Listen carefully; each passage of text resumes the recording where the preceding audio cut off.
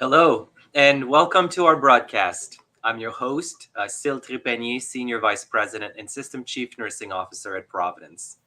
As a reminder, the information provided during this event is for information purposes only. If you have any medical questions, please reach out to your primary care or healthcare professionals. And joining me today during this live event is Karin Dunhill, a registered nurse practicing as a home health nurse. Hi, Karin. Hi, thank you for having me today. I bet. It's really great to see you, and I'm really looking forward to the time that we're going to be spending together. So maybe you just to kick us off here, Karin, can you tell us a little bit about yourself? Why did you choose to be a nurse, and maybe a little bit about what you do today? Okay. When I was growing up, I lived in Michigan and I left there when I was about 20 and came out to California, found some work, but wasn't satisfying. And I ended up going to college and realized that a lot of the classes I was taking were the prerequisites for a nursing program. So I thought, could I be a nurse? I questioned that. And I'm happy to say that I survived and I went through it. And I did start out at a small boutique hospital, Brea Community, but once I found home health, I knew I was home, and it's been very rewarding. Yeah. Can you say more, a little bit more about that? So when you found home health, you found home. Tell us more about that. Before I came to St. Joseph, Providence St. Joe's, I was in another agency and was trained how to go to people's homes and do everything from IV therapy to wound care, a lot of cancer patients. So you're helping them with side effects of their medication, dementia, congestive heart failure, diabetes. And I found out I was driving too far in between patients. So when I came to St. Joseph, they have done a much better job. We have 9 teams of nurses and my radius is much smaller. So I get to spend more time with my patients. And that's definitely a benefit because, when you do a test to see, out of my day, how much time is actually spent doing patient care turns into like 20 minutes. So out of an hour.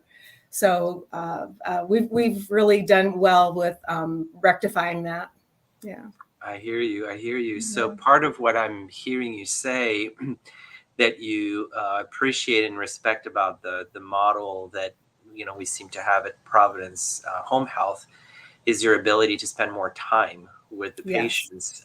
So less windshield time and more time. And depending on where you live, that can make a difference because I think you're in Southern California, aren't you? Yeah, North Orange County. Yeah. So a lot of my patients are around St. Jude's Hospital. Yeah. Okay. Yeah, and we for the audience that may not get a perspective, driving in Southern California can be pretty intense. So we don't measure. I say we. I used to live in Southern California. I don't anymore, but I do recall not measuring miles, but rather not time, not distance, but time. Of how long it takes you to get to one point from the other, because the traffic can be pretty intense. Spending time with your patients, it also reminds me of, to a great deal, when we all decided to become nurses, which is really, in great part because we want to be with people, we want to take care of people, we want to, and being in their home really adds a whole layer, right, of perspective. So tell us a little bit about what's that about, and maybe more importantly, so what does it take to be a nurse in home health and to be effective at it? Because you're not in a hospital setting, but you're in their home, you're in their space. Yes. So what does that feel like? So from the minute I walk in the door, I try to be respectful of their belongings and their home. And then you have to realize that you're the eyes and ears for the doctor. So anything you see that might be a clue as to, the reason you're seeing them, Maybe there's a compliance issue with diet or, other issues that they don't feel comfortable telling the doctor on their visits. We may have, an opportunity to bring that up with the patient and discuss it with them. And they can be more candid when it's just a one-on-one, or they might have family members present. And so I do my best to just come alongside them, gain their confidence and let them know that I'm here to help them. Let's establish a goal for, the reason why were they in the hospital, or why did your doctor ask us to come out and see you? And then we collectively come up with a goal or homework. A lot of times I'll tell them that if they're have a poor appetite or not drinking enough fluids, we can come up with a list of that. And then the continuity of care, if I make a revisit, we can kind of pick up where we left off. So I think our company also does a really good job with continuity of care. I have a few other nurses that we go back and forth on with patients. So we have a nice little community. The patient feels safe with, 2 or 3 of us, not just one person. And, it could be even more involved where they come home on, a couple different antibiotics. So we're trying to figure out, is there someone to train in the home? Is, insurance wants to know that we're at least asking for assistance with IV medication. And then we would see them maybe weekly for their PIC dressing change, which is how they receive their IV meds, and do their lab work weekly. Or wound care. They might need 3 times a week wound care. So when we have caregivers or family members that are willing to learn, they really get to see the progress of the patient. And that's exciting. That's one of the best parts of nursing, is being able to see them reach their goals and feel more independent. And I don't know, it's really rewarding. Yeah, is the best word I can think of. Yeah. I bet. And you've been, you and I have been at this for a while now. And when I think about home health today, and I think about home health when I first became a nurse, I mean, it's really 2 different worlds. So you saw the changes over time. And Yes. when you think about where it's at today, and maybe if you could fast forward and think about the future, what do you think home health is going? What do you think that's going to look like tomorrow? Well, already we do so much more in the home than we did, 20 plus years ago. A lot of times, if I had a patient that needed fluid drained from an abdomen or a lung cavity, they would have to go into the hospital. It'd be like a special procedure, and then they'd come home. Today we have items called Plerex, where it's a vacuum bottle. The patient goes in to have a little drain placed in their maybe their side, their flank, and then we go, we'll go daily or however many times a week in order to drain it, and they don't have to go to the hospital for that. We have home remote monitoring, and that was extremely helpful with the COVID crisis, because we were able to put equipment in the home. So if people were COVID positive and they were in our ERs, our company would send them the equipment they needed to be self-monitoring, and all just, disposable equipment that they could keep in their homes. And we do that a lot with our congestive heart failure patients as well. We have them on a program where they check their weight every morning, blood pressure, pulse ox, and then we can see trends. So a lot of that, the nurse doesn't even need to be in the home, or at least not as much.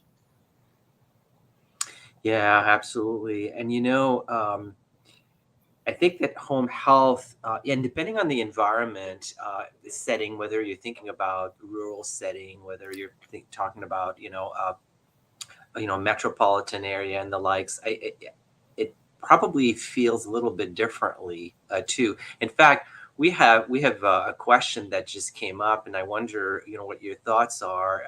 So, home health and hospice care in rural areas can be difficult because patients can be spread out to such a large service area, and this is where you probably have a little bit more windshield time when that occurs, and sometimes you're the only nurse, right? You're the only person in that space. So Mhm.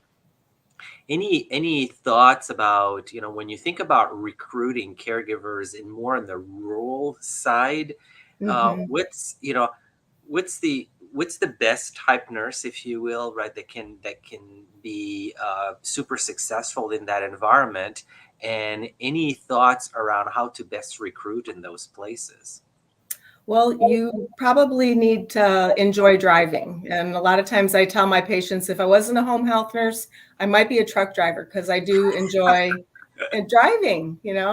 So I've been known to drive to San Clemente, which is 40 miles away, to, take care of a patient. If I don't have somebody on the weekend, I don't think twice about it.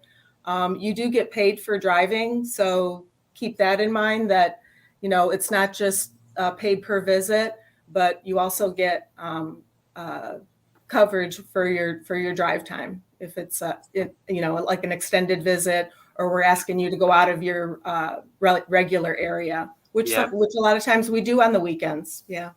I bet. I bet. Mhm. I bet. When we were talking about, home health then and today, and then as we think about, forecasting what the future may hold, you spoke to, I heard you talk about a lot of the technology and widgets and gadgets, Yes. right, that we Yeah. now have in the homes that we didn't have before. Um, so my sense is that the advance of technology really is probably going to allow us to do way much more in the Mhm. homes than we've had, ever before. Certainly has We've certainly seen that, throughout the years. And how much has that changed your practice as a nurse? Has it changed anything at all? Do you feel like your knowledge base needs to be different, or not? And then maybe as you think about that, share with us, what's that that a home health nurse must have to be successful? Okay. The equipment that we had years ago, you would provide IV therapy and you'd be asking for a hanger to put on on their drapes, or their, Yeah, somewhere to hang it from, the highest point you yeah, could find a light. And our pharmacies nowadays, we have our own pharmacy, but we also use a variety of pharmacies that insurance will tell, that's usually dictates who's going to provide the IV antibiotics or hydration. And everything is very compact. They usually have it pre-programmed. Some pharmacies even have it set up where the tubing is already filled with the fluid, so you don't even have to prepare the tubing. So that in we there's a few steps that we no longer have to do that is beneficial from what the medicine that we're receiving, and then teaching patients there's a few steps that are easier for them. For wound care, I remember when KCI Wound Vac first started back in, gosh, 80, maybe 85. And it actually looked like a child's wagon that the machine had to be sitting in. So if you were extremely homebound, you couldn't go anywhere without this wagon. And now it's like a little shoulder pack or a little fanny pack with a cassette that you can change. And people are more mobile. I've seen people at the beach, riding their bike with a wound vac hanging off their hip. It's we've come a long ways. Yeah. yeah. So not only has it helped with the practice, but it's also makes it more comfortable for the patients. Hmm. So there's certainly that's a really good point. I'd be remiss not to touch base on this with you. We're right now in healthcare in probably some would call the worst workforce crisis that we find ourselves in, and that's impacted every aspect of Yes. healthcare. Home health is as touched by it as as any other environment. So what does it look like right now, and what's any concerns you might have?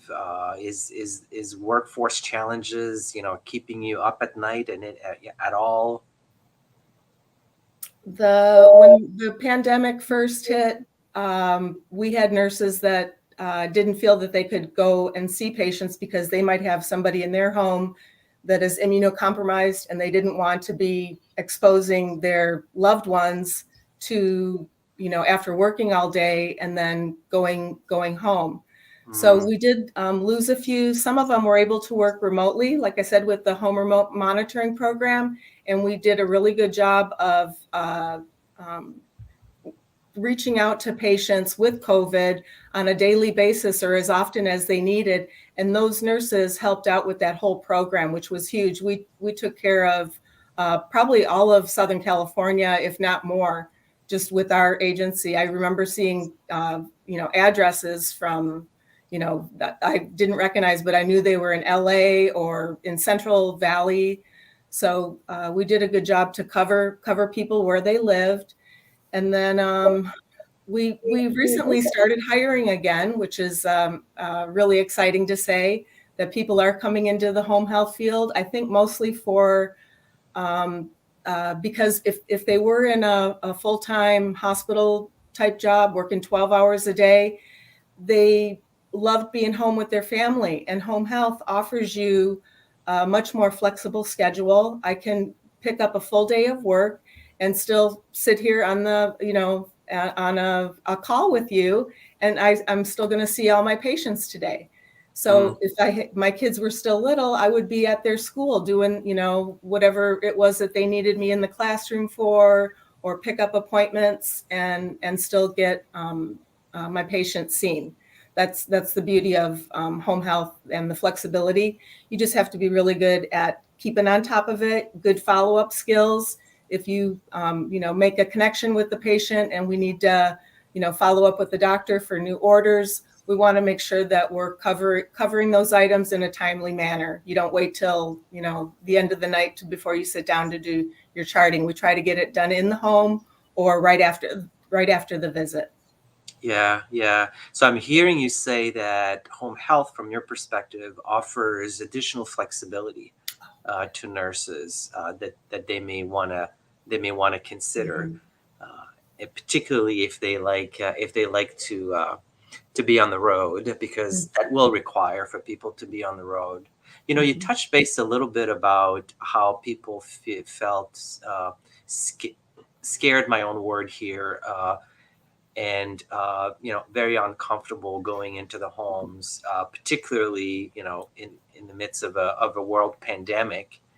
So if you take that and you take and even on a normal year, so how safe of a environment is it to provide home health? Do you yourself feel safe all the time, or is there something that that people should be considering? I haven't had any incidences where I felt I was in danger. I came close a few times. We do have a lot of resources. Some nurses that go into maybe areas that aren't as safe. The police do offer. You can call them and ask for an escort if it's truly, you have to be somewhere after after dark. We can call and ask for an escort as long as it's before time, and they can arrange it. We also have adult protective services that if we were in a situation where we felt that something wasn't safe for the patient or for ourselves, we would reach out to them and make a report. And then, you can kind of escalate it from there. You can put people on contracts, which in my 30 years, I've not had to do more than 3 or 4 times that I've seen it. I didn't even have to do it myself. Okay. But no, most people are very generous and are very glad to have your help from, all different walks of life, from celebrities and, the biggest homes you can imagine to the tiniest little homes. And, we serve a lot of our homeless population. We have a program called Illumination Foundation, and they are in kind of like industrial areas. It may look like a hotel or a motel, and they put homeless and drug addict people that may, they need antibiotics as well, or have equipment that they need. They have a skilled need. So we meet them where they're at, and there's a staff of people to monitor them. They have security. So I've never felt unsafe. In fact, I enjoy going to those places. They're probably the most thankful, to have the help. Yeah. Yeah, I bet. Mm-hmm. You typically you can ask any nurse who has practiced for an extended period of time. We all have that one or two or three patient that will never leave us. That somehow, somewhere, we don't forget it. We get and we know the impact that either that we've had on each other, right? The impact that we've had on them and the impact it had on us, because we still remember that. Yeah. So who's that? So maybe without, obviously divulging any kind of personal health information, but can you tell us a little bit about that one Absolutely. patient that really Absolutely. that Yeah. you will never forget? The gentleman that comes to mind, I met him probably when he was in his early 60s and wheelchair bound, legally blind, but he was very determined. And when he was still working, he was a manager at Denny's. So he had really great people skills. And when he came on service, he was on for diabetes and wound care. And at that time, the director of nursing, he would call and complain about some of our nurses. So in trying to rectify that, we came up with an idea that we would send out some of our new nurses to go see this gentleman, and then he would report back how they did. Because he had disabilities. It was interesting to get the feedback, and he would actually be able to come. We would arrange for him to come to the office and have meetings with us, and he really helped our agency work with people with disabilities. And he also had a cat, a big Maine Coon cat. And the few times that in his latter years I got to, he would ask me if I would go by and feed her if he had to go to the hospital for IV antibiotics or surgery. I would be the one to go by and feed his cat. And then it came to a point where he was no longer able to stay in his apartment, and he had to move to a senior complex, and they didn't accept animals. And he wanted to make sure that the cat was taken care of. So I adopted his cat. And then for the next couple of years, he would ask about her, but he never wanted to see her. He thought it would confuse her if I brought her over to visit him. And I'm like, okay. And then when it finally came time that he wasn't able to stay in his facility and he had to go to a skilled nurse facility, he kind of reverted back to the time when I would go by and feed her. And one day he asked me if I could bring her, or no, he asked me if I fed her. And I said, yeah, do you want me to bring her by to see you? And because the cat weighs 30 pounds, my husband helped me carry her to the skilled facility. And it was extremely, oh my gosh, so precious. When he put her on the bed, she just nuzzled up to him, and they just had the nicest visit, and he was just petting her. And it was, very, very much a sacred moment. And then come to find out, he passed away that night. Oh, I wow. got to say goodbye to her, and it was, Wow. yeah. So that was very special. Yeah. Thank you for sharing that with us. That is very special indeed. Talk about the and the we can never underestimate, right, the power of and the impact that we make in the life of others, and the impact he made on you. Mm-hmm. Mm-hmm. Yeah. It's pretty intense. Yeah. Thank you. Thanks for Yeah. sharing that. Yeah. So, anything at all that you'd like to leave our audience with in terms of something that you wish everyone knew about home health? When I said that I feel like I'm at home, the the main reason is because of the teamwork that home health provides. We are, we have probably 10 to 15 nurses on each team, 9 teams of nurses taking care of our area, and we will do whatever it takes to get the job done. And that usually means negotiating, talking to each other, talking to our directors. We are wheeling and dealing to make sure patients get taken care of. And it's funny, some nurses will share information with patients. So sometimes I learn more about my coworkers from patients that I come out and visit. I'm like, oh, I didn't know they were, on vacation or was, getting ready to have a baby or get married. So with the chronic patients, you do find that. I like to keep the focus on the patient and let them know that and teaching new nurses that, let's see what we can do around this patient to take care of their needs. And then when you have the team of nurses also there to help out, that's extra special. I feel very, the resources I have in home health, I feel competent. And if I don't know an answer, I know who I can call right away. Awesome. Nursing allows you, the profession of nursing really allows you to practice in so many different settings, so many different places. And, and all of us have entered the profession with the intent of, making a difference and being able to, care for others, through compassion and all. And what I'm hearing you say today is a reminder that home health, the practice of home health really gives you this amazing opportunity to be able to connect one-on-one with patients. I heard you say how much it allows you to, it gives you time to do what you do best. And, in the example that you shared with us too, that you do get a lot out of it yourself as well. So a bit of a win-win-win situation. Mm-hmm. Karin, thank you so much for joining us today. Thank you, everyone, for listening in and sending in your questions. And to learn more about initiatives, programs, services, and ways to give, or if you're looking for help on medical advice, please visit providence.org.